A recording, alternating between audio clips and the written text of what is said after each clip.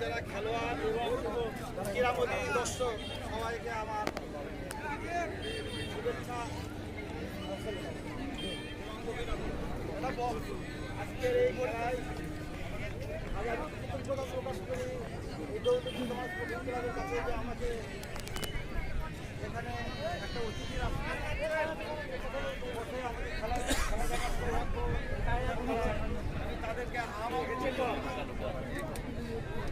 আমি বেশি সময় নেব না। এই খেলাধুলো জুবাইপুর ক্লাব যে আয়োজন করছে, এই যে সাহসিকতা, এই তাদের মনোবল, এটা বরাবরই এই জিনিসটা